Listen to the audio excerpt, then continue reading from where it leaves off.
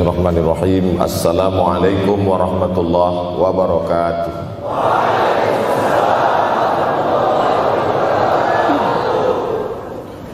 Alhamdulillahi wa kafa, wassalatu wassalamu ala al-habibil mustafa wa ala alihi wa ashabihi ahli tuqa wal wafa. Subhanaka la ilma lana illa ma 'allamtana innaka antal alimul hakim. Rabbi shrah li sadri wa yassir li amri wahlul 'uqdatam min lisani yafqahu qawli. Yang sama-sama kita hormati bapak-bapak wakil rektor, tidak dapat saya sebutkan satu persatu, ketua takmir masjid, hadirin hadirat jamaah fardu subuh, bil khusus adik-adik mahasiswa mahasiswi, insyaallah kita semua dimuliakan Allah Subhanahu wa taala. Man shallas subha fi jama'atin, siapa yang salat subuh berjamaah, faka'annama shallal laila kullah, dapat pahala seperti salat sepanjang malam. Berarti kita sudah salat sepanjang malam, tapi tetap besok malam tahajud. Jangan karena sudah sholat subuh berjamaah lalu tidak lagi tahajud, apalagi yang memang tak pernah tahajud, dan ini dijadikan alasan.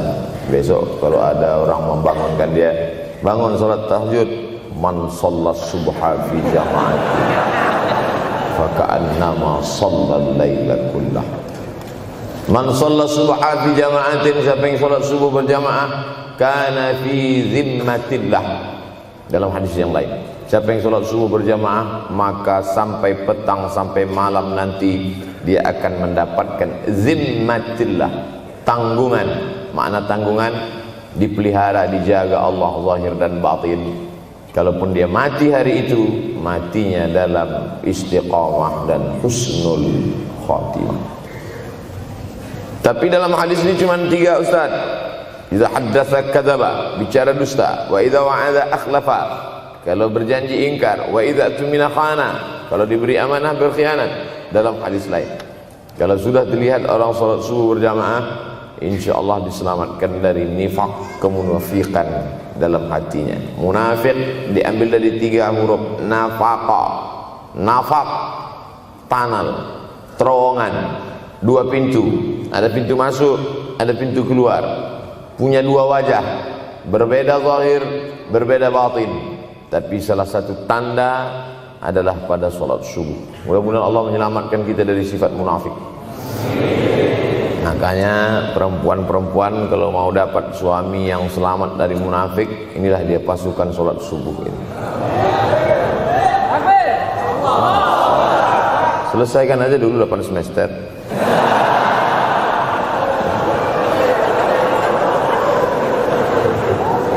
Imam Abu Ja'far Al-Barzanji menulis dalam syairnya, walamma tamma min hamlihi, ketika sempurna hamil Aminah, syahrani 2 bulan, ala ashhuril aqwalil marwiyah, menurut riwayat yang masyhur, tufiya bil madinatil munawwarati abuhu Abdullah, meninggallah abuhu, bapaknya, bapak Nabi Muhammad SAW, Abdullah bin Abdul Muttalib bin Hashim bin Abdi Manaf bin Qusay, di kota Al-Madinah Al-Munawwarah. Ketika itu usia Nabi 2 bulan dalam kandungan. Setelah itu Nabi SAW pun lahir, dibesarkan dalam peluk cium kasih sayang Aminah. Lalu kemudian pada usia lebih kurang 4 tahun dibawa lagi ziarah ke makam ayahnya. Dan dalam perjalanan pulang dari ziarah itu meninggal pula Aminah. Apa pelajaran yang ingin diambil dari kematian ayah dan ibu Nabi ini? Banyak analisa sesuai dengan ilmu orang masing-masing. Bagi psikolog yang katanya pengaruh akal manusia itu dipengaruhi 4, maka kata mereka manusia ini berpikir itu dipengaruhi oleh pertama ayah, yang kedua ibu, yang ketiga bacaan, yang keempat lingkungan. Maka Allah ingin membersihkan Nabi Muhammad sallallahu alaihi wasallam dari 4 ini. Apakah akal Nabi Muhammad itu dipengaruhi oleh ayahnya? Tidak, karena dia tidak sempat bertemu. Apakah Nabi Muhammad SAW itu akalnya dipengaruhi oleh ibunya? Tidak, karena 4 tahun sudah meninggal dunia. Apakah Nabi Muhammad SAW itu dipengaruhi oleh bacaannya? Tidak, karena Nabi tidak bisa membaca. Walladzi ba'atsa fil ummiyina rasulan minhum. Allah yang mengutus dia kepada umat yang ummi, la yaktub wa la yaqra, tak menulis dan tidak membaca. Minhum, dan dia bagian dari mereka, dia juga tidak bisa tulis baca. Apakah Nabi Muhammad SAW itu dipengaruhi oleh lingkungannya? Tidak, karena di lingkungannya zina begitu bebas, tipu muslihat, dan dia tetap dengan jati dirinya bergelar Al-Amin, orang yang paling amanah menurut para psikolog. Tapi ada analisa lain. Mengapa ayahnya meninggal ketika dia berusia 2 bulan dalam kandungan, dan belum sempat pula dia mendapatkan kasih sayang seorang ibu? Di situ pula dia meninggal dunia, ibunya saat dia berusia 4 tahun. Maka salah satu analisanya adalah Allah ingin menjaga Nabi Muhammad SAW tidak sempat durhaka pada ayah dan ibunya, karena orang yang durhaka tak layak menjadi rasul utusan Allah Subhanahu wa ta'ala. Makanya sehebat-hebatnya bapak Nabi Ibrahim bernama Azar. Apa kata Azar? Wa idh qala Ibrahimu li abihi Azara. Ingatlah ketika Ibrahim berkata kepada bapaknya Azar, atattakhidhu asnaman alihah. Mengapa engkau menjadikan berhala ini sebagai Tuhan, wahai bapakku Azar? Apa jawab Azar? La illam tantahi, kalau kau tidak berhenti menceramahi saya, la arjumannaka, aku lempar engkau pakai batu. Wahjurni maliya, tinggalkan aku untuk waktu yang sangat lama. Pergi sana, kata Azar. Apa jawab Nabi Ibrahim alaihissalam? Salamun alaika, selamat untukmu wahai ayahku Azar. Aku akan memohonkan astaghfirulaka rabbi, memohonkan ampun kepada Allah dosa-dosamu supaya diampunkan Allah. Innahu kana bi hafiyya, sesungguhnya Allah amat sangat sayang dan mengabulkan doa-doa. Nabi Ibrahim sempat bertemu dan tidak melawan. Tapi Nabi Muhammad SAW beda dengan Nabi Ibrahim. Allah buat Ibrahim tidak melawan, tapi ayahnya menjadi durhaka kepada anak. Sedangkan Nabi Muhammad SAW dua-dua dan dijaga Allah Subhanahu wa ta'ala. Nabi Muhammad dijaga sehingga tidak sempat durhaka kepada Abdullah dan Aminah, dan Allah pula menjaga Abdullah, menjaga Aminah, sehingga tidak sempat menyakiti manusia yang paling mulia, Nabi besar Muhammad sallallahu alaihi wasallam. Saya tidak memilah-milih nabi-nabi, karena kita memang tidak boleh la nufarriqu baina ahadim mir rusulih. Kita tidak boleh membeda-bedakan antara satu nabi dengan nabi yang lain. Lalu yang membedakan itu siapa? Allah Subhanahu wa ta'ala. Dari cara panggilnya saja berbeda. Kalau Nabi Adam dipanggil Allah, ya Adam uskun anta wa zawjukal jannah. Nabi Yahya dipanggil Allah, ya Yahya khudhil kitaba biquwwah. Nabi Isa dipanggil Allah, ya Isa inni istafaituka 'alan nas. Tapi Nabi Muhammad SAW, Allah tidak pernah manggil dia ya Muhammad. Allah panggil dia dengan dua sebutan. Pertama, ya ayyuhar rasulu balligh, wahai rasul. Dalam panggilannya yang lain, ya ayyuhan nabiyyu jahidil kuffar. Bukan kita yang membedakan, Allah yang membedakan cara panggilan untuk Muhammad sallallahu alaihi wasallam. Begitu juga dengan berdoa. Kalau Nabi Musa alaihissalam, dia yang berdoa, Rabbis shrahli sadri, lapangkan dadaku, wa yassirli amri, mudahkan urusanku. Tapi Nabi Muhammad tidak berdoa, Allah langsung memberi. Apa kata Allah? Alam nashrah laka sadrak. Apakah belum kulapangkan dadamu? Wa rafa'na laka dzikrak. Kami angkat beban. Allazi anqadha dhahrak, yang membebani pundakmu. Belum dia berdoa, sudah dikabulkan Allah, karena janji Allah kepada dia, wala saufa yu'tika rabbuka fatarda. Apapun yang kau mau akan kuberi. salah satu penyebab Allah memberi apa yang dimau sebelum meminta adalah kalau tidak pernah durhaka kepada orang tua. Oleh sebab itu judul yang diberikan kepada saya, Ustaz Abdul Somad, nanti tablik akbar di kampus Universitas Ahmad Dahlan, apa temanya? Biasanya saya diberikan tema untuk anak-anak muda meraih masa depan bebas narkoba dan pacaran. Apa temanya untuk anak-anak muda? Bagaimana pokoknya, tapi di Universitas Ahmad Dahlan saya diberi tema. Apa temanya? Birrul walidain. Masya Allah. Saya bilang alhamdulillah, untung saya nggak dikasih tema birruz zaujatain. Artinya apa? Sehebat apapun prestasi akademikmu, kalau sampai tidak memuliakan orang tua, hampa di hadapan Allah Subhanahu wa ta'ala. Ada seorang laki-laki, kata Nabi, kalau nanti dia datang kemari minta doa sama dia karena doanya makbul. Sahabat heran, karena sahabat itu definisinya man laqiyan Nabi sallallahu alaihi wasallam wa amana bihi wa mata 'alal Islam. 3 definisi sahabat. Orang yang berjumpa dengan Nabi, beriman dengan Nabi, dan matinya dalam keadaan Islam, maka itu disebut dengan sahabat menurut ilmu hadis. Makanya ketika saya menjelaskan itu ke mahasiswa, Aisyah yang merupakan sahabat Nabi, komplain mahasiswa, mohon maaf Ustaz keliru, Aisyah itu bukan sahabat tapi istrinya. Kita bicara ilmu hadis. Makna sahabat, man laqiyan Nabi, berjumpa dengan Nabi, wa amana bihi, beriman dengan Nabi, wa mata 'alal Islam, mati dalam keadaan Islam. Abu Lahab ketemu dengan Nabi tapi tidak beriman dengan Nabi dan mati dalam keadaan kafir, maka tidak masuk golongan sahabat. Tapi ini ada seorang laki-laki hidup sezaman dengan Nabi dan Nabi mengenal dia, dan Nabi berpesan nanti kalau dia datang ke kota Madinah minta doa dari mulutnya karena doanya dikabulkan Allah Subhanahu wa ta'ala. Sahabat heran, kami yang hidup bersama engkau, kami yang berperang bersama engkau, kami yang sholat di Masjid Nabawi bersama engkau, kenapa doa dia lebih makbul daripada kami? Malah kami meminta doa dari mulut dia. Tapi tidak boleh membantah dan melawan Nabi. Pokoknya nanti kalau dia datang kemari minta doa kepada dia. Setelah Nabi Muhammad SAW meninggal dunia, laki-laki itu pun sampai ke kota Madinah, berjumpa dengan sahabat. Sesuai dengan yang dijanjikan Nabi, mereka pun meminta doa kepada dia.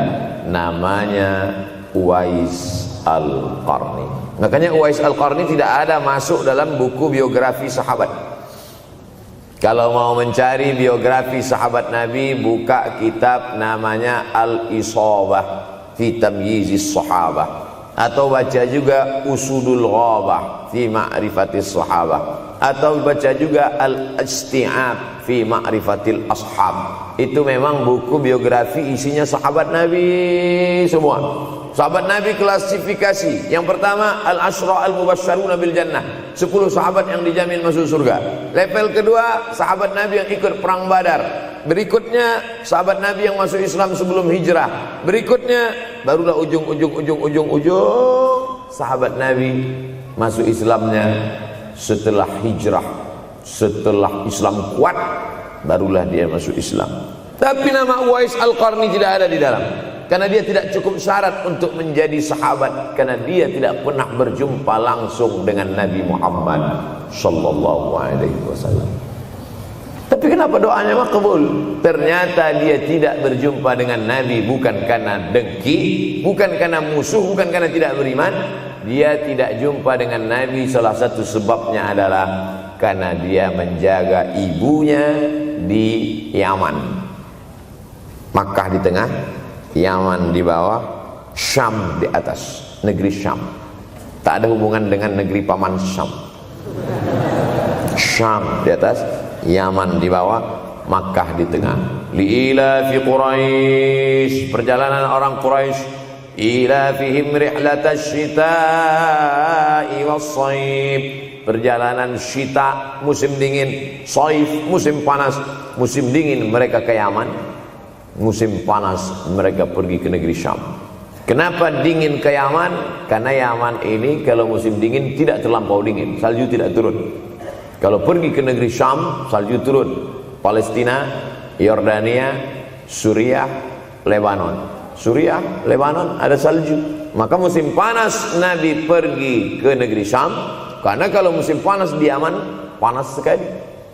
Sedangkan ke negeri Syam panasnya tidak seberapa. Perjalanan orang Arab Quraisy ini diceritakan Allah, di negeri Yaman itulah tempat kampung Uwais Al-Qarni.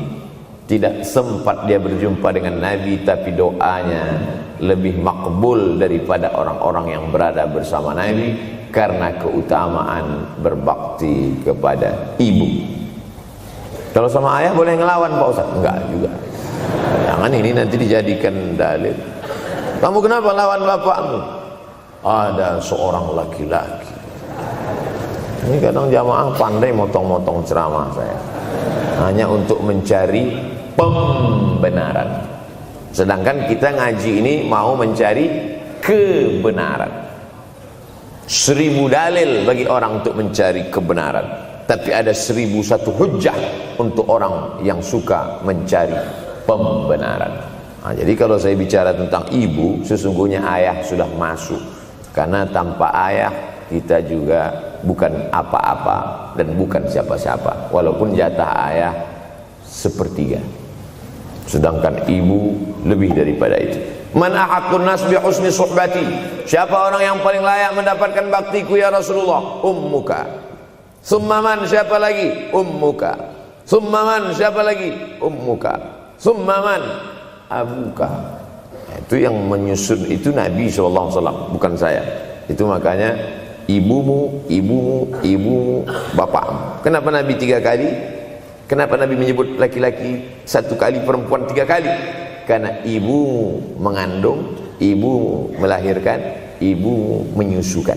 Siapa yang mau dapat 3 kali? Coba yang 3 ini. Mengandung, melahirkan, menyusukan. 3 ini belum bisa dilakukan oleh laki-laki dimanapun. Adapun merubah wajah sudah bisa. Makanya ada lady boy, wajah lady, betis boy. Tapi untuk mengandung tidak bisa. Ana Rahman, aku ini Rahman, kata Allah.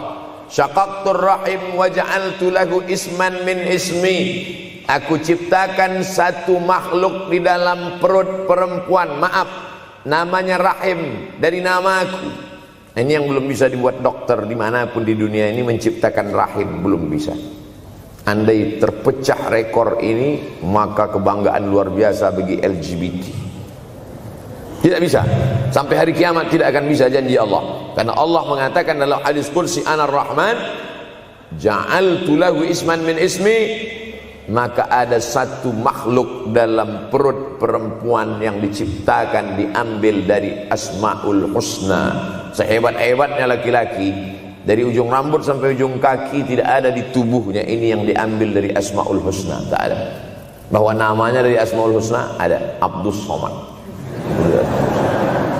Tapi ada makhluk di badannya diambil dari Asmaul Husna, itu hanya ada pada perempuan. Oleh sebab itu perempuan luar biasa. Makanya kampus Universitas Ahmad Dahlan memuliakan perempuan. Mana perempuan? Di atas letaknya.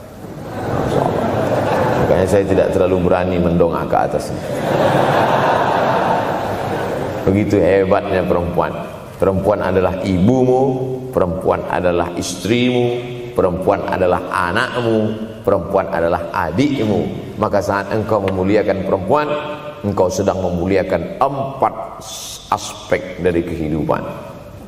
Ketika Nabi Muhammad SAW diutus Allah ke atas muka bumi ini, salah satunya adalah mengajarkan manusia bagaimana menempatkan pada posisinya. Posisi dia adalah tempat kita menumpang. Ketika ada seorang laki-laki yang sudah sukses diwawancarai, siapa orang yang paling berjasa dalam hidup Anda? Dulu waktu saya merantau ke Yogyakarta, belum ada apa-apa, saya sempat numpang di rumah dia selama 4 bulan. Kata seorang artis dalam sebuah wawancara, Begitu bangganya dia berkata, itulah orang paling berjasa kepada saya karena saya sempat numpang di rumahnya 4 bulan. Tapi ada yang dia lupa, bukan rumahnya yang kau tumpang, bukan ruang tamunya yang kau diami, sempat numpang di perutnya 9 bulan 10 hari. Tak pernah kau sebut. Angkat tangan yang tidak menumpang di rahim, langsung dari planet Mars langsung kemari. Enggak ada. Mr. Bean yang kita semua sehebat apapun pernah menumpang di perutnya. Oleh sebab itu makanya dosa yang paling mengerikan adalah kalau ada orang jual sabu-sabu, peminum khamar, di dunianya bahagia, happy, senang. Itu Ustaz, pengedar narkoba, hidupnya aman, adem, ayem, tentram. Di akhirat azabnya baru diberikan Allah Subhanahu wa taala. Ada orang yang pelakor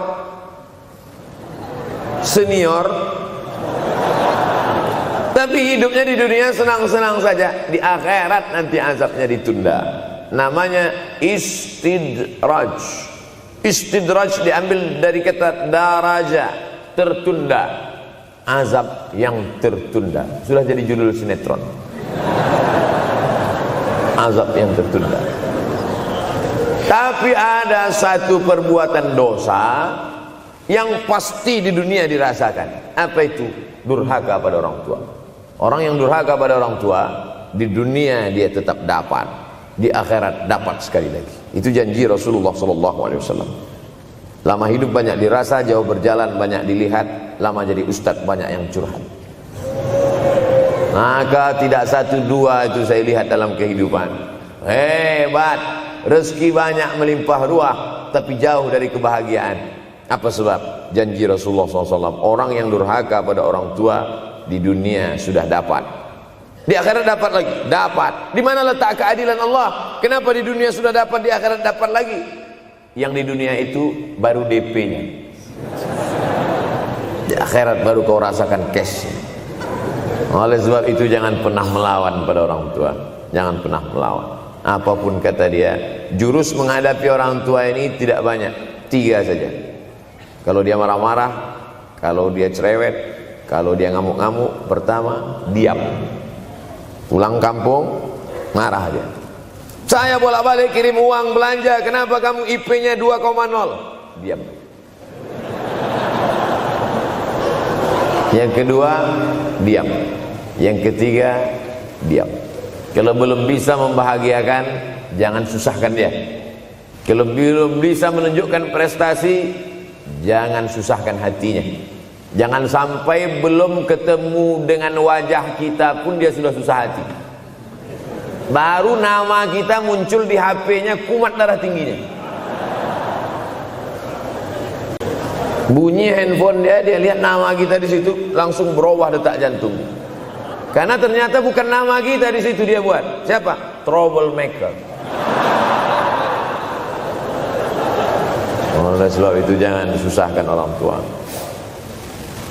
Saya tidak ujuk-ujuk langsung jadi ustadz. Saya sempat jadi mahasiswa terlama di dunia.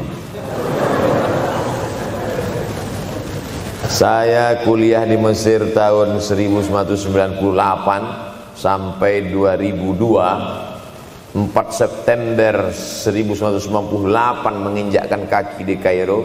November pulang tahun 2002. Tidak pernah sekalipun saya menyusahkan orang tua saya. Tak pernah saya minta uang pada mereka. Sampai almarhumah emak saya bertanya, kau makan apa di sana? Makan nasi, saya bilang. Dari mana dapat uang? Beasiswa saya cukup, Mak. 162 pon. 50 untuk makan, 50 untuk rumah, tinggal 62. 20 dibagi lagi untuk ongkos, 20 untuk buku, 20 disimpan, mana tahu demam sakit gak ada uang. Sampai pulang. Sampai akhirnya dia kasih tanya, gimana caranya ngirim uang supaya nanti di akhirat kalau Allah bertanya, pernah gak ngirim uang? Pernah. Ya, saya tak mau menyusahkan. Saya menganggap kalau nanti saya minta hatinya susah, Kalau nanti saya banyak minta, saya tak bisa balas, maka saya bukan berarti mengajak adik-adik tidak minta uang. Saya paham, tak semuanya dapat beasiswa. Artinya minta, cuman kalau minta ya pulang nanti sampaikan ke orang tua, saya sudah dengar ceramah Ustaz Somad, maka saya tidak minta lagi, Mas. Tidak.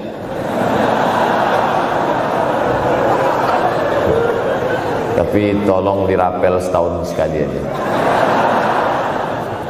Kalau mau merasakan bagaimana sayang mereka, coba hilangkan sayangnya itu agak 1 bulan, 2 bulan, 3 bulan, itu baru terasa. Karena sifat manusia ini kalau sudah tidak ada baru terasa.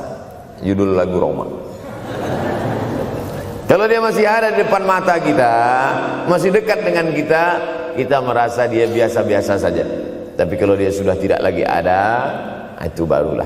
Oleh sebab itu coba kalau mau merasakan, kasih tahu dia, papa, mama, untuk biaya kuliah saya 1 semester ini tolong jangan kasih dulu. Saya mau jual koran dulu, saya mau kerja di Dorsmir dulu, saya mau kerja loper dulu, saya mau susah-susah dulu. Nah, seketika saat kita tahu susahnya itu, tetes peluh keringat, air mata, di situ loh baru kita tahu, oh ternyata perjuangan mereka ini luar biasa. Saya tidak bicara ceramah saja, tapi dalam kehidupan saya pribadi dulu saya laksanakan, saya pernah buat, saya pernah kerjakan. Tapi tidak saya rencanakan itu, saya harus begini, tidak. Memang bagian dari takdir hidup. Mungkin tidak minta uang itu karena jauh ke Mesir.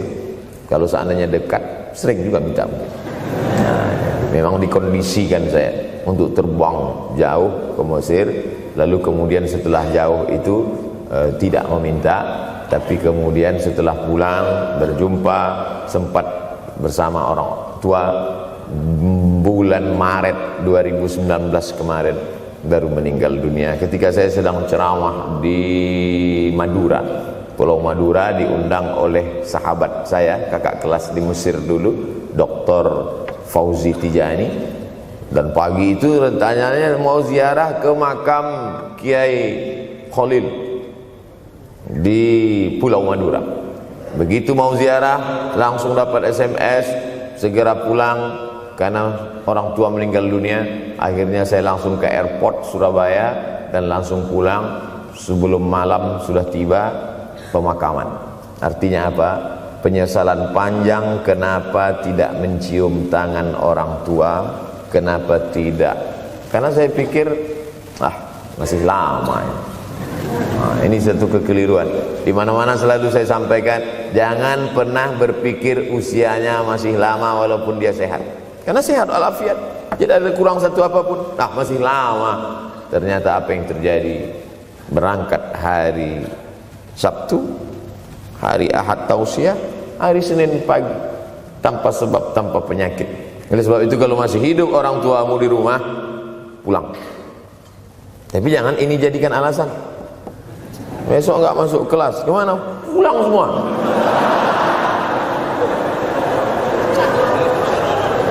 Pulang sesuai dengan kondisi, situasi dan keadaan. Pulang. Kalau masih bisa membahagiakan dia apa makanan kesukaannya, belikan. Suka makan apa dia, belikan. Itu yang dia inginkan. Andai kita gendong dia dari Yogyakarta berangkat ke kota Makkah, sampai di Makkah tawaf 7 putaran, dari Safa ke Marwah, pulang lagi ke Jogja, belum tentu dapat membayar sekali teriakan dia saat mengeluarkan kita ke alam dunia. Jadi banyak orang terlalu membanggakan. Saya sudah banggakan dia Pak Ustaz, saya sudah bayarkan ONH-nya. Berapa? Baru DP-nya. Sudah merasa berbakti kepada orang tua? Belum. Makanya digunakan kata birrul walidain. Kenapa Allah tidak menggunakan kata husnul walidain? Hasan baik, jayyid baik, thayyib baik, khair baik. Tapi yang dipakai birrul walidain. Hanya satu-satunya kata untuk orang tua dipakai birrul walidain. Karena kata birru adalah sifat Allah Subhanahu wa taala. Makanya di antara Asmaul Husna ada Al-Barrut Tawwab. Allah yang punya sifat itu. Maka kita diharapkan berakhlak seperti akhlak Allah Subhanahu wa taala. Addabani Rabbi fa ahsana ta'dili. Allah mendidik aku menjadi beradab sehingga adabku penuh. Allah Subhanahu wa taala tidak ada puji Nabi Muhammad SAW. Hai Muhammad yang salat tahajudnya sampai kakinya bengkak. Hai Muhammad yang hajinya tidak ada. Apa kata pujian Allah untuk Nabi Muhammad SAW? Wa innaka la'ala khuluqin azim. Akhlak agung dan mulia. Oleh sebab itu tak ada gunanya prestasi S1, S2, S3, postdoktoral, profesor kalau tidak berbakti kepada orang tua. Makanya orang tua itu levelnya langsung setelah Allah. Wa qadha rabbuka alla ta'budu illa iyyah. Langsung wabil walidaini ihsana. Ihsan. Lihat lagi penggunaan kata ihsan dalam hadis Nabi. Jibril alaihissalam datang, rambutnya tidak berdebu, bajunya sangat putih bersih, tapi tidak ada orang yang kenal. Diriwayatkan oleh Sayyidina Umar ibn al-Khattab radhiyallahu anhu, aku melihat ada seorang laki-laki rambutnya sangat hitam dan bajunya sangat putih, tapi kami tidak ada yang kenal. Ini tiga indikasi ini menunjukkan kebingungan. Kalau ada orang rambutnya sangat hitam dan kita kenal, berarti dia memang orang situ, memang tinggalnya di situ. Tapi dia kalau orang perantau, rambutnya pasti berdebu karena tinggal di gurun pasir. Sekarang kan banyak tuh anak-anak muda yang rambutnya berdebu. Itu berarti orang jauh, bukan orang Jogja. Bajunya sangat putih, tapi kami tidak kenal. Kalau bajunya agak-agak kotor, berarti dia musafir. Pantas kalau kita tidak kenal. Tapi bajunya sangat putih, berarti dia memang orang situ. Tapi kami tidak kenal. Kata Umar bin Khattab, rambutnya sangat hitam, bajunya sangat putih, tapi kami tidak kenal. Dan dia duduk berhadapan dengan Nabi, lututnya dekat dengan lutut Nabi, tapi kami tidak kenal. Dia bertanya tentang iman, dia bertanya tentang Islam, dia bertanya tentang ihsan. Setelah selesai baru Nabi bertanya, Umar, ya, kamu tahu siapa tadi yang datang bertanya tentang iman, Islam dan ihsan itu? Tidak, Jibril yu'allimukum dinakum. Tadi yang datang itu adalah Jibril alaihissalam. Orang selevel Umar bin Khattab tidak kenal Jibril. Ada orang Indonesia baru ketemu Jibril.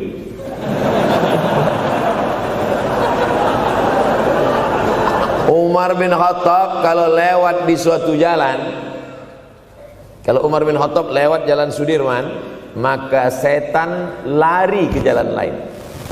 Ini ada orang satu perjalanan sama setan, ngaku kenal dengan Jibril alaihissalam. Makanya kalau baca hadis, satu hadis, tapi analisa dari hadis itu banyak sekali. Umar tidak kenal dengan Jibril kecuali setelah Nabi Muhammad SAW yang bercerita mengenalkan. Dari mana Nabi tahu? Nabi dapat wahyu dari Allah Subhanahu wa ta'ala. Tapi ada analisa lain. Apa maknanya? Allah menggunakan kata ihsan untuk orang tua, Nabi menggunakan kata ihsan untuk Allah. Ihsan untuk Allah, anta'budallaha ka'annaka tarah, kau sembah Allah seakan-akan engkau melihat dia. Fa in lam takun tarah, kalau kau tidak bisa melihat dia, fa innahu yarak, sesungguhnya dia yang selalu melihatmu, tidak pernah putus. Ihsan Allah kepada kita, tidak pernah putus pengawasan Allah. Bagaimana ihsan kita kepada orang tua? Tak pernah putus bakti walaupun dia sudah meninggal dunia. Makanya kita tetap membaca walaupun dia sudah masuk liang lahat, jam 2 malam bangun, Rabbil firli wali walidayya warhamhuma kama rabbayani shaghira. Ada seorang sahabat Nabi namanya Sa'ad. Sa'ad sudah jadi bahasa Indonesia. Banyak juga orang Indonesia laki-laki sifat Sa'ad. Orangnya Sa'id, artinya bahagia. Sa'adah, kebahagiaan. Jenenge sapa? Sangadah. Itu dari bahasa Arab. Sa'adatun, bahagia. Datanglah seorang laki-laki bernama Sa'ad menjumpai Nabi sallallahu alaihi wasallam. Ya Rasulullah, wahai Rasulullah, ummi matat, ibu saya sudah meninggal dunia. Afa atasaddaqu anha, kalau saya bersedekah kira-kira pahalanya sampai apa tidak untuk almarhumah ibu saya? Kata Nabi, tasaddaq, silakan engkau bersedekah. Ayu sadaqatu afdal, sedekah apa yang paling afdal? Saqiyul ma, memberi air minum. Memberi air minum, niatkan untuk almarhum almarhumah, kata Nabi, tasaddaq, silakan sedekah. Langsung tanpa pikir panjang, apa kata Sa'ad? Idzan ahfiru bi'ran, kalau begitu saya gali sumur sekarang juga, sumurnya saya wakafkan dengan niat almarhumah. Oleh sebab itu, yang orang tuanya sudah meninggal dunia, pulang dari sini jangan gali sumur, cukup telepon, assalamualaikum, sumur bor. Cari pondok pesantren yang kesulitan air, pergi ke kaki-kaki gunung, orang mencari air, satu jerigen nikul 5 km jalan.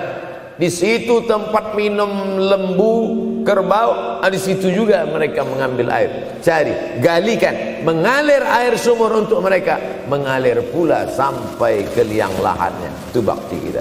Pulang dari sini, cari pondok pesantren, panti jompo, panti yatim. Assalamualaikum Bapak pimpinan yatim, saya lihat ini kamar mandinya sedikit, orang antri banyak, keran air tidak ada. Gimana ini? Berapa lagi yang perlu sumur bor di sini? Kami perlu kira-kira 5. Insya Allah. Bapak mau bantu? Enggak, nanya-nanya aja. Nih, ini akan menolong di hadapan Allah Subhanahu wa Ta'ala. Tapi kalau dia masih hidup, masih ada, senangkan hatinya. Pulang dari Universitas Ahmad Dahlan Yogyakarta dengan membawa selembar kertas. Apa itu? Transkrip nilai semester ini IP 4. Siapa yang tidak bangga? Bangga orang tua. Saya pulang dari Mesir, saya bawa ijazah LC. Satu lagi ijazah dari Maroko, MA. Ini mak, ijazah LC MA. Saya lihat dia nampaknya tak bahagia. Karena dia dulu waktu saya kecil nyuruh saya, kamu mesti doktorandus. Itulah cita-cita ya dia yang tidak sampai. Saya mesti doktorandus. Di mana mau mencari titel doktorandus sekarang? LCMA. Saya bilang, mak, ini LCMA ini lebih hebat dari doktorandus. Artinya apa? Bahwa menyenangkan hati orang tua itu ketika hati dia terbuka, bahagia, disitulah pintu-pintu rezeki itu terbuka. Turun barokah-barokah itu. Buah kalau matang itu dijolok, jatuh. Dan menjatuhkan rahmat Allah itu, membuka pintu-pintu langit, mengetuk pintu-pintu rahmat dan ridha Allah dengan ridha orang tua. Makanya kata Nabi, ridha Allah fi ridhal walidain. Kalau Allah ridha, maka semua yang kau mau dia berikan. Orang kalau sudah ridha itu artinya senang. Orang kalau sudah senang, semua dia kasih. Apa yang ada di tangannya, itu dia berikan. Tadi malam sampai di hotel, datang seorang jamaah, buka cincinnya. Cincin paling dia sayang, dia kasih ke saya. Laki-laki. Nah nih Ustaz Somad, ambil. Duduk saya tadi, duduk, datang anak muda, dia lihat saya tak pakai sorban, dikasihnya sorban. Cuman akadnya belum jelas apa ngasih atau pinjam, Allah. Orang kalau sudah senang hatinya, semua dia kasih. Begitulah orang kalau sudah dapat ridha Allah Subhanahu wa Ta'ala. Kita baru berharap dapat ridha Allah. Makanya habis salat subuh selalu diajarkan, raditu billahi rabba. Aku ridha engkau sebagai Rabbku ya Allah. Apakah Allah ridha terhadap kita? STJ, status tak jelas. Cara mendapatkan ridha Allah, pancing dengan ridha orang tua. Senangkan hatinya, terbuka pintu rezeki. Makanya sulit hidup kita, sempit. Dari kerut kening kita udah kelihatan. Kenapa? Karena tidak ada ridha Allah akibat tidak pernah menyenangkan hati orang tua. Senangkan orang tuamu, jadikan dia seperti raja, maka rezekimu akan melimpah seperti rezeki raja-raja. Bukan hadis Nabi, dapat saya dari grup WhatsApp. Senangkan saja hatinya, apa yang dia mau beri, tapi dengan cara yang halal. Nah, ini harus dalam kurung syarat dan ketentuan berlaku. Jangan gara-gara ceramah ini nanti pulang kalian ke rumah, papa, mama, ini ada mobil, ini ada rumah, ini berangkat pergi haji. Wow, orang tua senang, 2 bulan masuk KPK. Innallaha thayyibun, Allah maha suci, la yaqbalu illa thayyiban. Allah tidak menerima kecuali yang suci-suci saja. Wa anfiqu, berinfaklah. Wa anfiqu, bersedekahlah. Wa anfiqu, berwakaflah. Wa anfiqu, berzakatlah. Min thayyibat, yang baik-baik. Yang tidak baik tidak diterima Allah Subhanahu wa taala. Kamu lagi ngapain? Nyuci. Lagi ngapain? Nyuci. Pakai air apa? Air kencing. Begitu kata Syekh Abdul Wahab Asy-Sya'rani dalam kitabnya Tanbihul Mughtarrin. Tanbih, peringatan. Mughtarrin, pada orang yang tertipu, menyangka sedang berbuat baik padahal sebenarnya tidak baik. Itu yang disindir Allah dalam Al-Quran. Wa yahsabuna annahum yuhsinuna sun'a. Mereka menyangka sedang berbuat baik. Ini juga tidak betul. Niatnya sudah baik, membahagiakan orang tua, tapi caranya tak betul. Mama, papa, alhamdulillah kuliah saya sudah selesai, ini skripsi saya.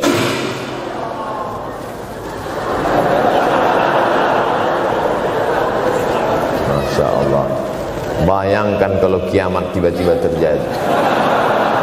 Begitulah agaknya terkejutnya kita. Kiamat terjadi tapi belum sempat berbakti kepada orang tua. Dosa belum sempat meminta maaf.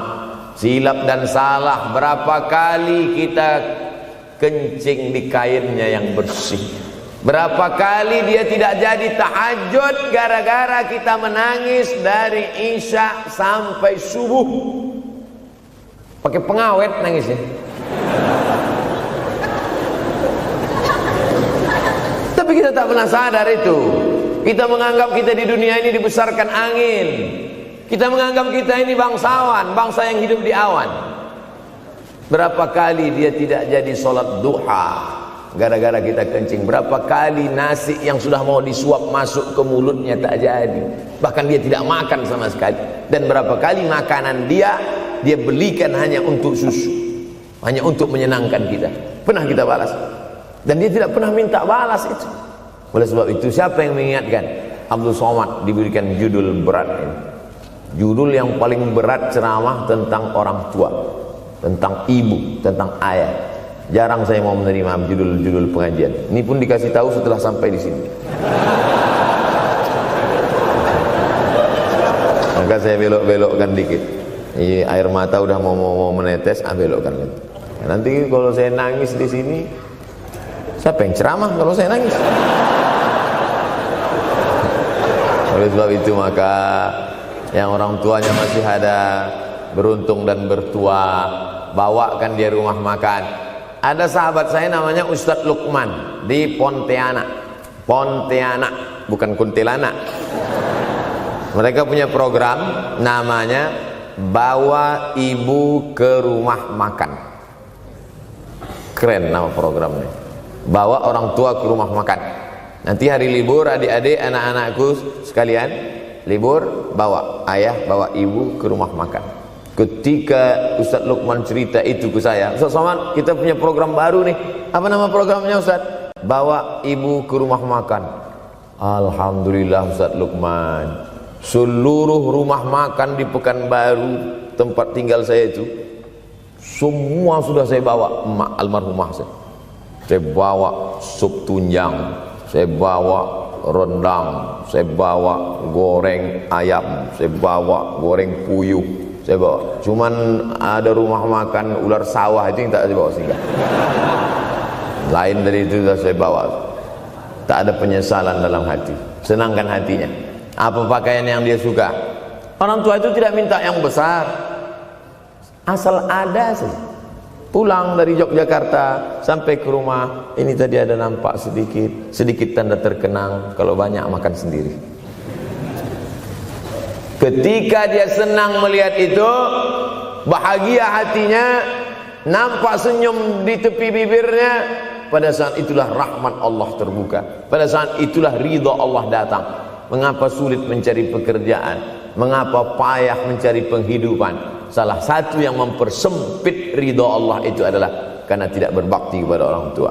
Oleh sebab itu maka judul tema yang diberikan birrul walidain, berbakti kepada orang tua, bahagiakan. Ini ada juga ini anak-anak yang sudah sukses ini, papa, mama sudah meninggal, papa jangan risau, silakan terbang ke Yogyakarta, ada adik di sana, silakan terbang ke Surabaya, ada kakak di sana, silakan terbang ke Kuala Lumpur, ada keluarga di sana, jangan hiraukan.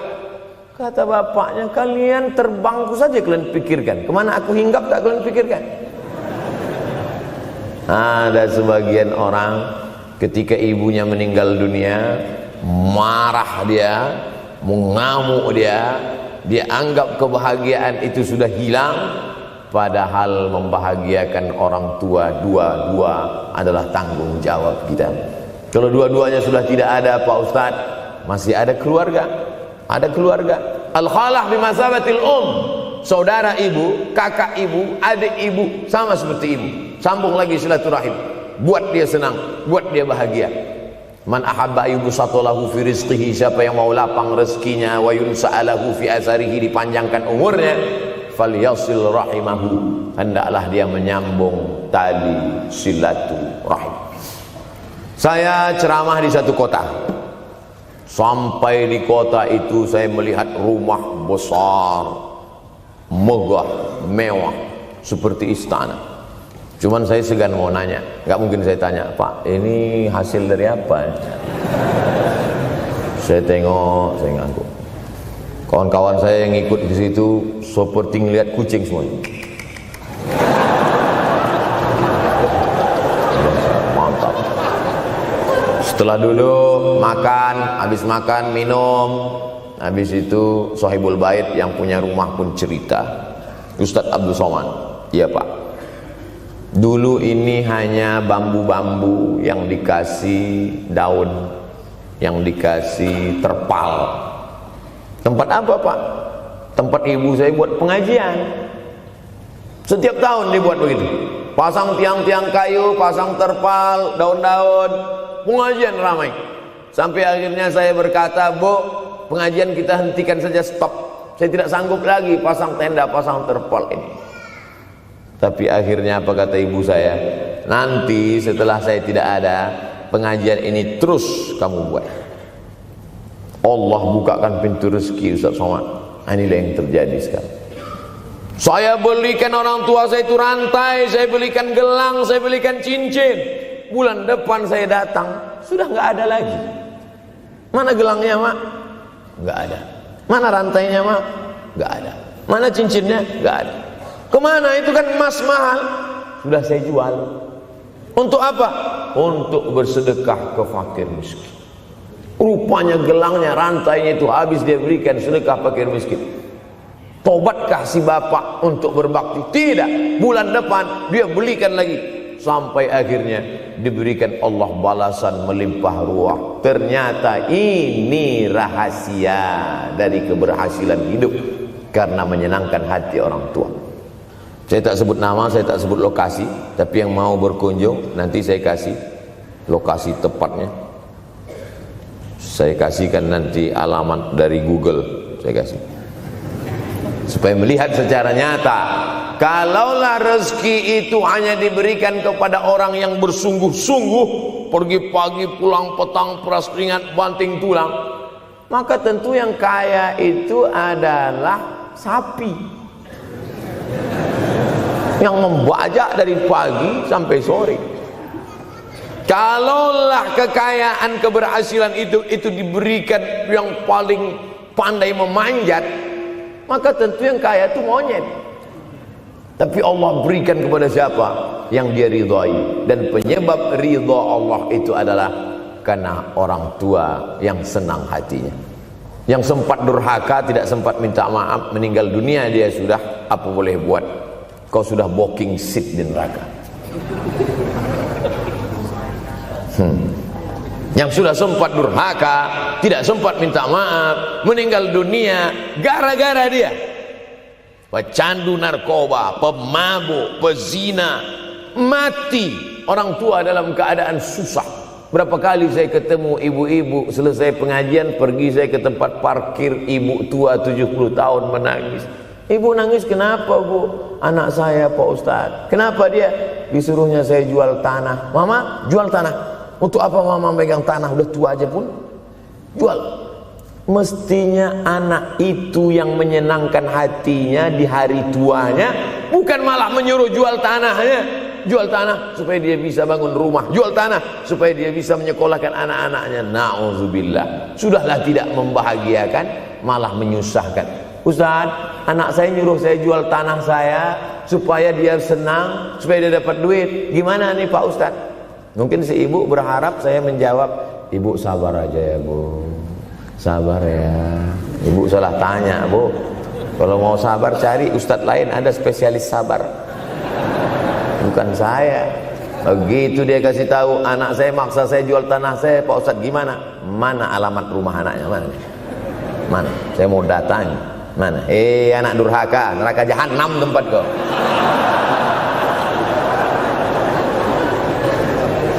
Tak mau dia ngasih alamat. Rupanya dia takut nanti anak saya malah marah sama saya, Pak Ustadz. Saya kasihan. Mudah-mudahan Allah berikan kekuatan pada ibu. Tapi cerita ini bukan satu dua contoh kasus. Ternyata zaman sanggup memperkarakan pengadilan hanya karena sebatang pohon kayu. Atau cuma saya yang dapat berita aja? Adik-adik ada juga dapat kiriman itu. Sanggup memperkarakan sebatang pohon kayu. Padahal kalau kau jual semua kebunmu itu, belum tentu dapat menebus. Datang seorang laki-laki mengadu kepada Nabi Muhammad SAW. Ya Rasulullah, ini bapak saya ini kurang ajar sekali. Bapaknya kurang ajar. Diambilnya harta saya ya Rasulullah. Gimana ini ya Rasulullah? Apa kata Rasulullah SAW? Anta wa maluka li abik. Anta sampai ke tempat kita jadi ente.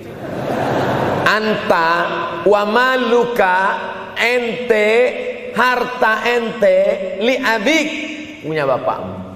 Jangankan hartamu yang di rumah itu, dirimu pun punya bapakmu.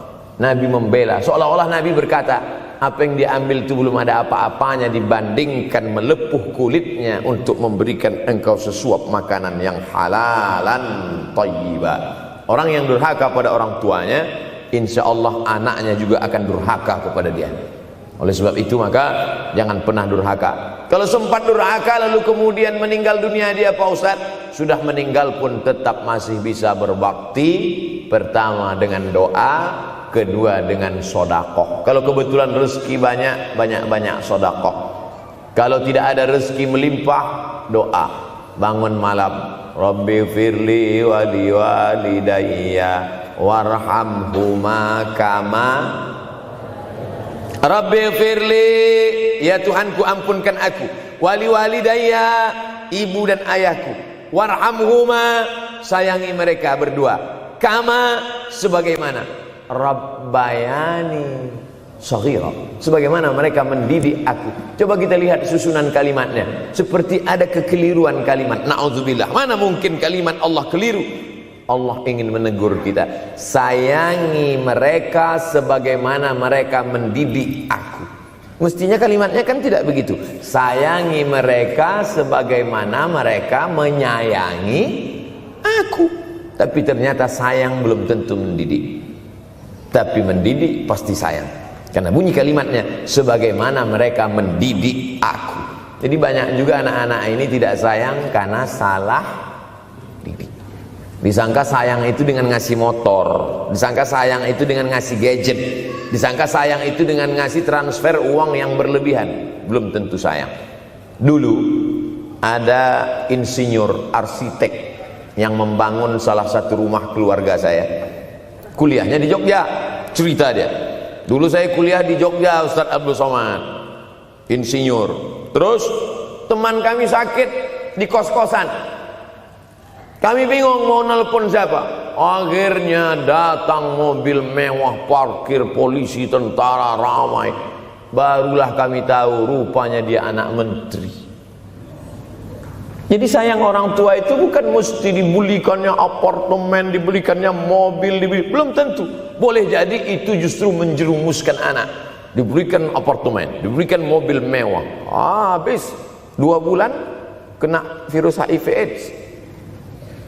Tapi kalau dibuatnya kita jauh, saya yakin adik-adik kuliah di Universitas Ahmad Dahlan, ada yang dari timur Indonesia, ada yang dari Sumatera, lalu kemudian di tengah kesendirian, belum makan, uang kos belum bayar, transfer macet, datang setan berbisik, hei sebetulnya kau anak yatim piatu yang dibuang.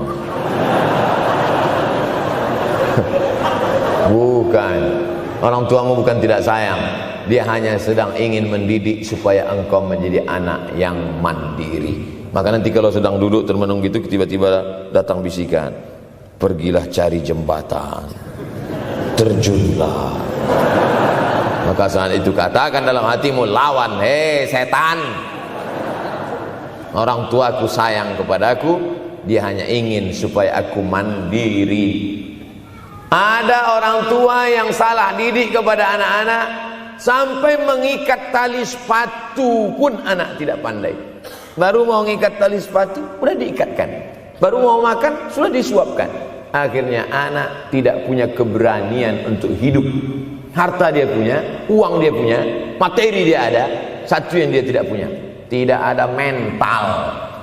Tapi anak-anak, adik-adik Universitas Ahmad Dahlan adalah orang yang punya keberanian untuk hidup. Betul?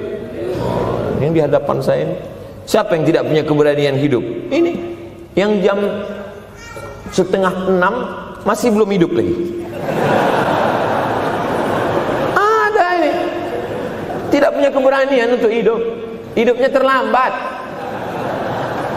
Tapi mahasiswa Universitas Ahmad Dahlan punya keberanian untuk hidup.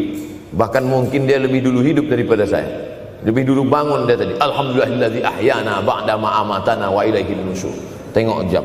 Oh, rupanya masih jam 1, tidur lagi. Saudaraku yang dimuliakan Allah Subhanahu wa taala. Maka my life, my adventure. Hidup saya adalah petualangan saya. Ini yang mau kita harapkan. Berani menghadapi tantangan. Ada orang yang menganggap hidup ini ya simpel-simpel aja lah Pak Ustaz. Tapi ada orang ingin hidup ini penuh dengan perjuangan. Sama seperti makanan. Ada orang simpel aja, nasi, kecap, telur rebus, dah cukup. Tapi ada orang mau ada goreng ayamnya, ada rendangnya, ada supnya, ada tom yamnya, ada lengkap semua. Begitu juga hidup ini. Ada orang yang simpel aja, ambil goreng ikan, makan. Tapi ada satu lagi enggak, pergi naik mobil sampai ke tepi hutan, naik motor, habis itu nyewa speedboat sampai di tengah laut mancing, ujung-ujungnya ikan juga. Yang dia nikmati bukan ikannya, tapi yang dia nikmati adalah proses untuk mendapatkan ikannya. Faham? Itu enaknya ngomong sama mahasiswa. Coba kalau yang masyarakat biasa, kita udah capek cerita, selesai ada pertanyaan, Ustaz maksudnya tadi apa ya? Aduh, capek gitu. Saya terus terang kalau ceramah di depan mahasiswa ini bangkit semangat saya lagi. Ini sekarang rasa-rasa umur 24. Tapi begitu nanti sudah mulai agak jauh dari mahasiswa, balik 42 lagi. Nah, makanya saya senang kalau diundang ke kampus-kampus. Saya kalau di Jogja diundang di kampus terus, walaupun nggak semua nerima.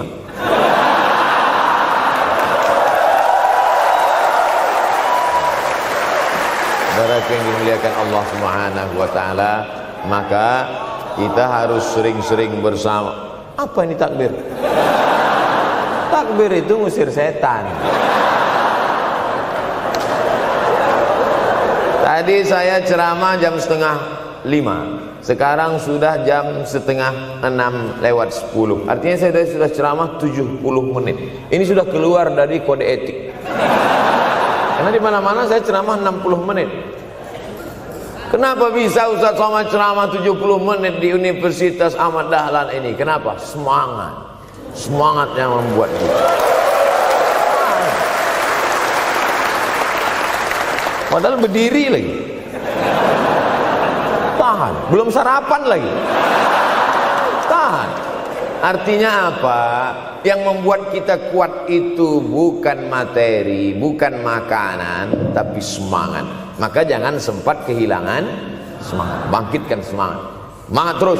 Semangatnya apa? Semangat ingin membahagiakan orang tua. Kalau lupa, tulis. Biasanya mahasiswa ini kan suka lupa. Tulis di dinding kamar. Semangat bahagiakan calon mertua.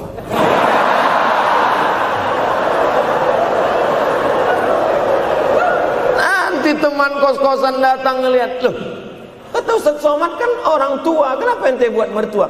Sedangkan mertuaku saja kebahagiakan, apalagi orang tua.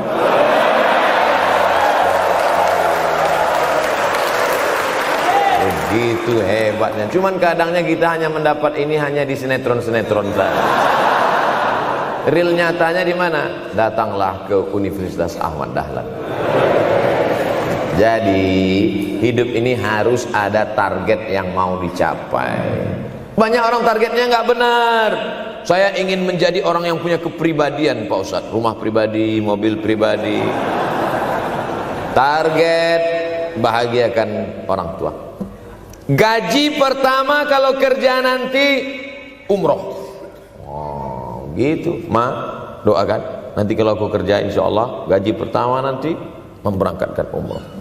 Syukur-syukur nggak usah diomongkan dulu, kasih surprise, senang. Mama, ayah, ini gaji pertama. Dia buka, tengok 700.000.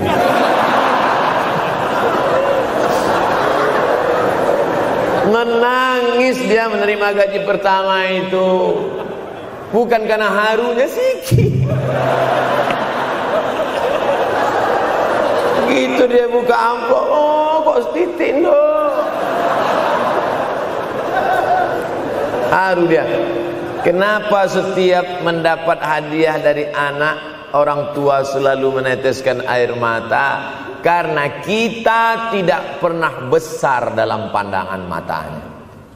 Kita sehebat apapun, kita tidak pernah besar di matanya. Di pandangan ibu ayah kita, kita adalah anak kecil yang tapak kakinya 2 jari, panjangnya sejengkal.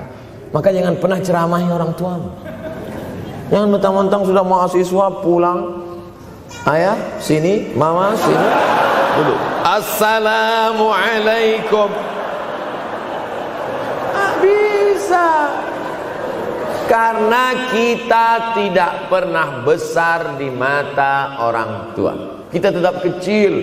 Walaupun kamu sudah menikah, sudah punya istri, sudah punya anak, kau tetaplah anak-anak dalam pandangan dia. Oleh sebab itu jangan sok besar, jangan sok hebat. Kalau ada pesan yang ingin mau disampaikan, jangan melalui mulut kita, dipinjam mulut orang lain. Tokoh masyarakat, alim ulama, dia ngajinya di mana? Ada yang mau kita perbaiki, jilbabnya mungkin kurang panjang, mungkin ada kebiasaan dia yang kurang baik. Sementara kita udah ngaji, sudah belajar di Universitas Ahmad Dahlan, sudah terpelajar, membuat dia mau menjadi orang baik. Tidak mesti dari mulut kita, pinjam mulut orang lain. Assalamualaikum Pak Kades, pinjam mulut Pak Kades sebentar. Pak Kades, ayah saya kan orangnya baik sama Pak Kades. Iya, nanti kalau saya ngomong dia nggak dengar. Jadi saya mohon tolong Pak Kades. Pak Kades, ayah saya sampai sekarang belum sholat Pak Kades. Jadi tolong Pak Kades nasihati dia. Kata Pak Kades, saya juga nggak sholat.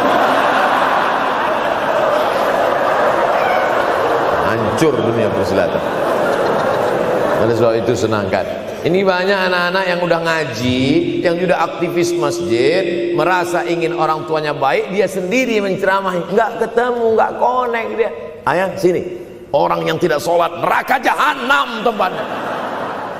Sakit hati, meleleh air matanya. Sekali kau buat air matanya menetes, maka kau akan berenang dalam kesengsaraan. Jangan pernah buat dia menangis. Kalau dia nangis haru Pak Ustadz, nggak apa-apa. Cuman kita kan sulit membedakan mana air mata haru, mana air mata sedih. Sama-sama bentuknya air mata. Makanya ada ungkapan, jangan menangis air mata buaya. Kenapa selalu kalau disebut air mata buaya? Karena memang buaya menangis bukan karena sedih, tapi karena kekenyangan. Buaya kalau habis makan orang, keringat, buaya itu tidak ada pori-porinya. Kita kalau berkeringat kan keluar pori-pori, ini keluar air. Buaya nggak ada. Satu-satunya tempat air keluar, itulah.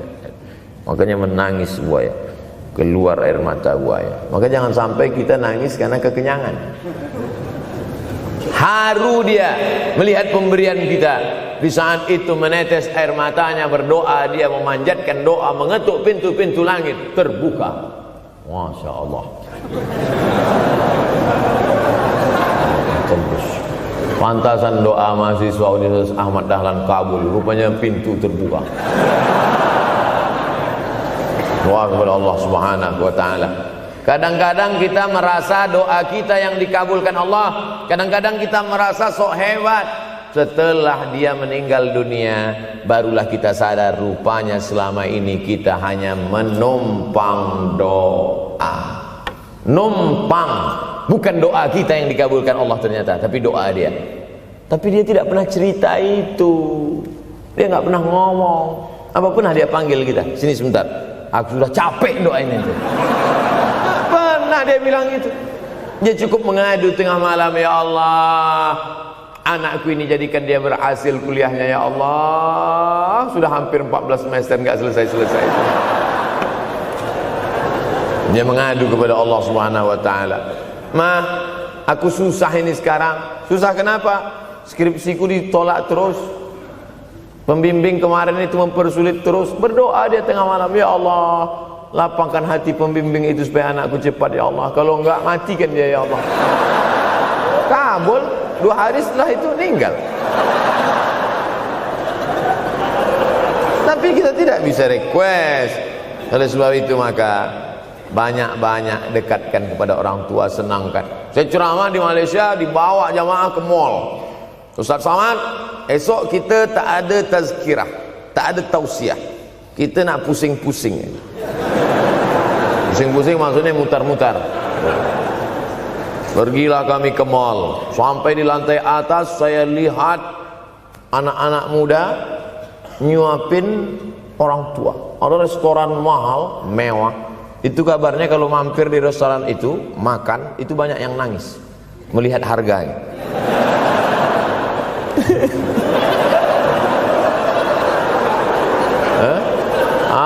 Ada saya lihat anak-anak muda yang ganteng-ganteng, perempuan yang cantik-cantik menyuap orang tua. Orang tua yang sudah tak berambut, sudah perempuan tak berambut lagi, rontok saking tuanya, kulit sudah keriput. Duduk, didorong pakai kursi roda, dibawa ke mall, sampai di itu diberikan restoran tercanggih, termahal, dia sendiri yang menyuapkan makanan. Ternyata bagi saudara-saudara kita Tionghoa, salah satu mengundang berkah menyenangkan orang tua. Itu keyakinan mereka. Kok kenapa ente kasih makan? Ya oke lah. Ajaran kita mengajarkan tapi kita tak amalkan. Ketika tetangga, kawan, sahabat kita mengamalkan, rezekinya melimpah, baru kita heran. Dia kok kaya ya? Iyalah, dia kan punya tuyul. Tuyul mana bisa bawa duit banyak? Nih keberkahan. Oleh sebab itu, jangan cuma sekedar ngaji-ngaji aja. Pulang dari sini, kalau memang tinggal di Yogyakarta atau di luar nanti pas liburan, sisihkan uang, bawa dia ke mall, bawa dia ke restoran, senangkan hatinya, bawa dia jalan-jalan. Cuman tetap juga yang logis. Kalau dia udah tua, janganlah dikasih kacang goreng. Sesuaikanlah, agar-agar kasih. Ini nggak perlu dikunyah. Kiri kanan gol, kiri kanan gol. Orang tua bawa kasih kacang, menyiksa itu. Saudara yang dimuliakan Allah Subhanahu wa taala, kenikmatan yang terbesar adalah ketika orang tua masih ada bersama kita. Kalau sudah tak ada, nanti saat Idul Fitri, Allahu Akbar, Allahu Akbar, Allahu Akbar, la ilaha, barulah menetes air mata. Mama. Saya kalau sudah menengok orang menangis terlalu berlebihan mengenang orang tua, ini pasti ada, kalau bahasa kampung kami, something wrong. Ini pasti ada sesuatu ini. Karena orang kalau sudah habis tumpah, dia tidak akan menetes lagi. Tumpahkan kasih sayangmu itu sampai habis ludes, dia tidak akan menetes lagi. Tak ada penyesalan, karena semua sudah kita berikan. Kalaupun menangis hanya tetesan kasih sayang. Tapi kalau sampai mencakar dinding, mama, ini pasti. Saya kalau ada orang yang menyesal sampai mencakar dinding, mau saya antukkan aja kepala yang gede. Dulu waktu hidup kenapa enggak waktu? Sekarang udah mati baru kau menangis kan? Senanda. Nah, tapi tentu sesuai kemampuan kita, karena kata Allah, la yukallifullahu nafsan illa wus'aha. Allah tidak membebani orang lebih dari semestinya. Ustaz ceramah sampai jam berapa ini? Sampai jam 6 insyaallah. Saya mau lengkapkan. Jam kita sama tuh. Oh, sama. Jam 6. Jam 6 maka saya ceramah 90 menit nanti di Universitas Ahmad Dahlan.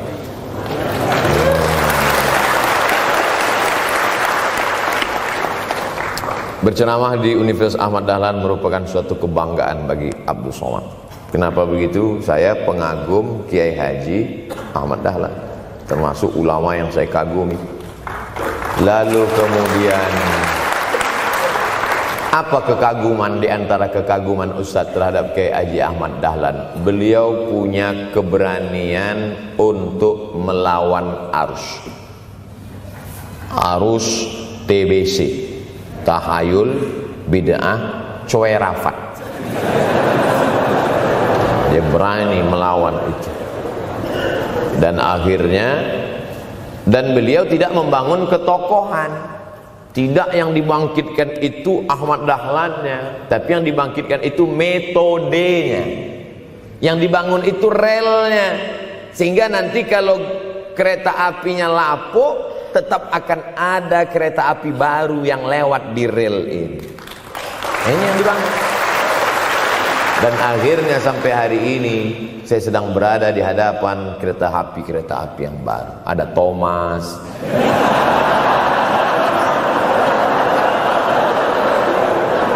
Kok Ustaz tahu Thomas? Anak saya paling suka itu. Satu koper kereta. Artinya apa? Bangun rel, maka akan ada lokomotif baru. Dunia boleh berganti, zaman boleh berubah. Idza waqa'an ala ahadikumul qiyamah, kalau kamu sudah mau mati, wa fi yadihi fasilah, di tanganmu ada bibit korma. Sudah mau mati, di tangan ada bibit korma. Apa yang kita lakukan? Ada sebagian orang kalau sudah mau mati, ya wes gua aja lah. Kalau di tanganmu ada bibit korma, gali-gali tanah sedikit, tanamkan. Untuk apa nanam korma sudah mau mati? Bukan kita sempat memakan manisnya, tak sempat bermaung di bawah daunnya yang rindang. Bukan kita yang menikmati, tapi ada orang lain dan pahalanya mengalir ke makam kita.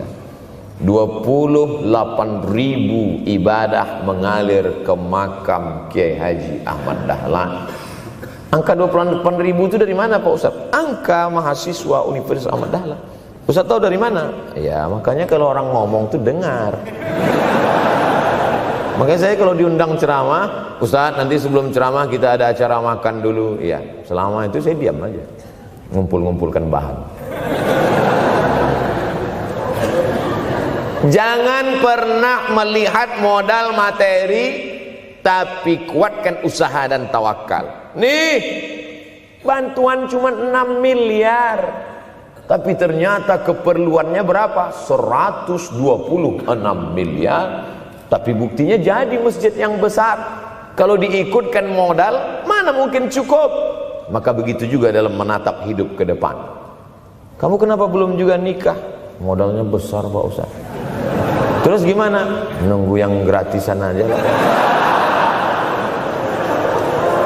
Dan begitu, usaha, tawakal, doa. Doa. Nah, bagi yang masih lajang, yang mau nikah, itu kalau bisa doanya jangan sir, agak jahar dikit. Ya Allah, umur udah 40. Dengar sama sebelah, loh belum mas katanya, belum. Bodoh.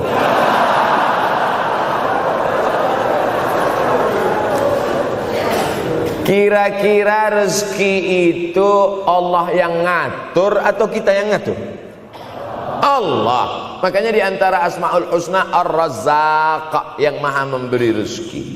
Kalau Allah yang mengatur, mungkinkah Allah menyia-nyiakan kita? Tidak.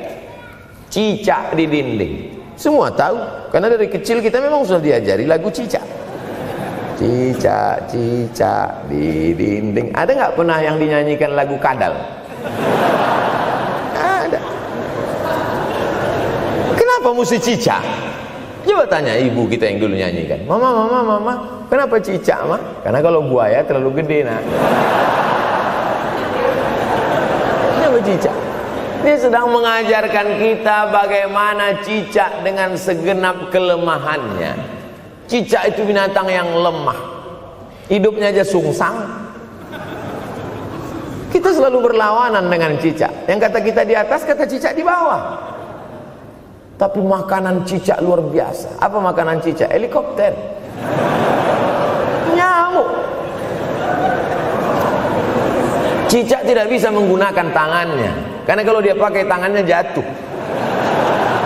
Kadang pakai 4 aja jatuh. Selalu kan kejadian eksiden cicak jatuh. Cicak tidak pernah gunakan tangannya untuk makan, karena dia harus berpegang kuat. Apa yang dia pakai? Lidahnya. Lidahnya dia pakai. Nyamuk yang dia makan. Helikopter. Habis dimakan oleh cicak. Siapa yang paling hebat? Nyamuk. Makanannya darah. Nyamuk masih keluarga Dracula. Tapi Allah SWT mau mengajarkan jangan putus asa, gunakan potensimu, apapun yang terjadi gunakan. Ini sekarang banyak anak-anak muda nih kehilangan semangat. Kalau engkau kehilangan beras masih bisa hidup 3 bulan. Kalau engkau kehilangan air masih bisa hidup 3 hari. Tapi kalau kau kehilangan semangat, kau hanya hidup 3 detik. Tik, tik, tik, mati. Oleh sebab itu jangan sampai kehilangan semangat. Bahasa kitanya putus asa. Sampai dingin tuh lontong. Bukan karena ceramah terlalu lama, bukan. Sampai dingin itu sarapan pagi gara-gara mahasiswa. Ente kenapa? Galau Ustaz. SMS nggak dibalas, telepon nggak diangkat. La ilaha illallah Muhammad Rasulullah. Mahasiswa seganteng ini, sehebat ini, begitu cepat putus asa. Saya aja setua ini, sekurus ini masih banyak yang mau. Lihat tuh komen-komen di Instagram, baca tuh komen-komen di YouTube. Ustadz, jadikan aku yang kedua ya. Masa kalian anak-anak muda gagah perkasa, bangkitkan semangatmu, takbir. Banyak yang belum ketemu jodoh. Saudara yang dimuliakan Allah Subhanahu wa taala, maka bangkitkan semangat. Tapi yang namanya semangat ini tidak bisa bangkit dengan banyak. Kita lihat orang bersemangat, pede di depan orang, pede luar biasa.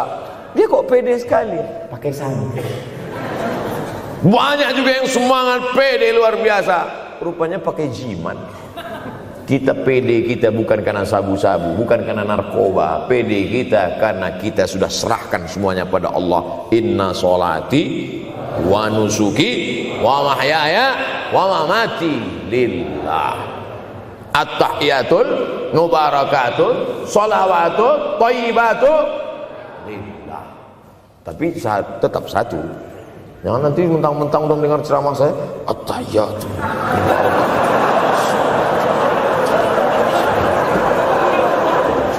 dalam hati saya, ini bukan punya aku ya Allah, ini semuanya punya Engkau, punya Engkau. Berhasil kalian, sukses kalian, punya apartemen, punya kondominium, punya mobil. Datang teman nanya, hebat ente ya, kaya sekarang ya. La haula wala quwata illa billah. Tapi ngomongnya setelah berhasil. La haula wala quwata itu setelah berhasil atau sebelum? Setelah semua dipuji orang, hebat ente sekarang ya. La haula wala quwwata, bukan punya saya, punya Allah. Tapi sekarang banyak orang salah. Ente kok enggak kerja? La haula.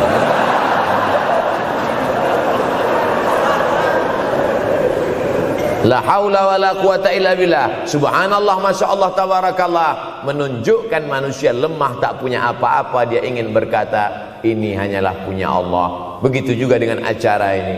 Kenapa acara di masjid, kenapa acara di kampus kemarin ramai melimpah ruah? Bukan karena panitia, bukan karena Ustaz Abdul Somad, bukan karena baleho yang besar, tapi la haula wala quwata illa billah. Pulang dari sini, bangkitkan semangat, senangkan hati orang tua, kejar prestasi, terus kuliah. Mudah-mudahan semuanya selalu mendapatkan kebaikan. Amin ya rabbal alamin. Terima kasih atas segala perhatian. Mohon maaf atas segala kesilapan dan kekhilafan. Abdul Somad, hamba Allah yang fakir, mohon maaf. Berpisah kita di tempat ini, tapi kita tak pernah putus dalam persahabatan, karena kita selalu bersama, jauh di tempat, dekat di doa. Terima kasih. Wassalamualaikum warahmatullahi wabarakatuh.